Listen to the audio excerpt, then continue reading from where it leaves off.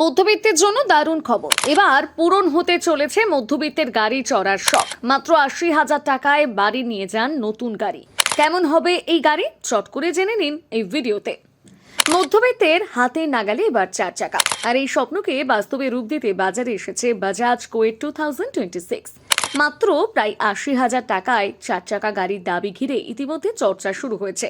ছোট পরিবার ও প্রথমবার গাড়ি কিনতে ইচ্ছুক ক্রেতাদের লক্ষ্য করেই এই মডেল এনেছে বাজাজ অটো। ৬১৬ সিসি ইঞ্জিন সমৃদ্ধ এই কম্প্যাক্ট গাড়িটি ৪ জন যাত্রীর জন্য উপযোগী। কোম্পানির দাবি, এটি প্রতি লিটার জ্বালানিতে প্রায় ৩৩ কিলোমিটার পর্যন্ত মাইলেজ দিতে সক্ষম, যা স্বল্প বাজেটে চলাচলের জন্য বড় সুবিধা। শহরের ভিড় রাস্তায় সহজে চালানো যায় এবং সরু গলিতেও পার্কিং করতে অসুবিধে হয় না। এই ব্যবহারিক দিকগুলো একে আলাদা করে তুলেছে। ভারতের সাশ্রয়ী গাড়ির চাহিদা নতুন নয়। একসময় টাটা মোটরস তাদের জনপ্রিয় টাটা ন্যানো নিয়ে বাজারে রীতিমতন সাড়া ফেলে দিয়েছিল। সেই স্মৃতিকে মনে করিয়ে দিয়ে বাজাজ এবার ছোট গাড়ির সেগমেন্টে নতুন প্রতিযোগিতা তৈরি করতে চাইছে।